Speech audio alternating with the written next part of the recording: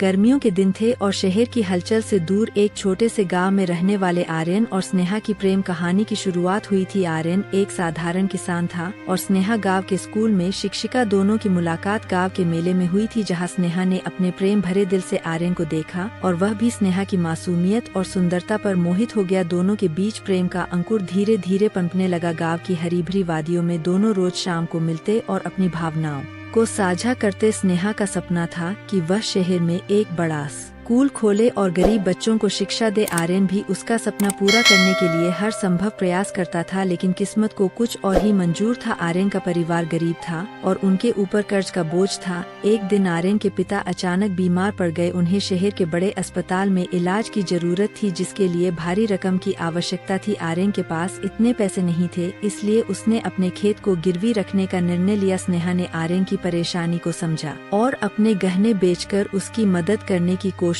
की, लेकिन यह भी पर्याप्त नहीं था। आर्यन ने आखिरकार गांव के एक साहूकार से कर्ज लेने का निश्चय किया, जो बेहद कठोर शर्तों पर पैसे देता था। आर्यन ने अपने परिवार की खातिर यह जोखिम उठाया। साहूकार ने आर्यन को 1 महीने के भीतर कर्ज चुकाने की शर्त रखी। आर्यन ने पूरी ताकत से काम किया, लेकिन इतने कम समय में कर्ज चुकाना नामुमकिन था। दूसरी ओर स्नेहा ने भी आर्यन की मदद के लिए अपने सपनों को बलिदान कर दिया और शहर जाने का विचार छोड़ दिया। 1 महीने बाद जब आर्यन कर्ज चुकाने में असमर्थ रहा तो साहूकार ने उसके खेत पर कब्जा कर लिया। आर्यन टूट गया। वह अब अपने परिवार और स्नेहा के सपनों को पूरा करने में असमर्थ था। उसकी आंखों में आंसू थे और दिल में गहरा दर्द। स्नेहा ने आर्यन को दिलासा देने की कोशिश की, लेकिन आर्यन ने खुद को दोषी महसूस किया। उसने स्नेहा से कहा, तुम्हारे लायक नहीं हूँ स्नेहा, मैंने तुम्हारे सपनों को भी मिट्टी में मिला दिया। स्नेहा ने आर्यन के हाथों को थामते हुए कहा, प्रेम में त्याग और बलिदान का महत्व होता है। आर्यन, तुम्हारे साथ रहना ही मेरे लिए सबसे बड़ी खुशी है। सपने दोबारा देखे जा सकते हैं,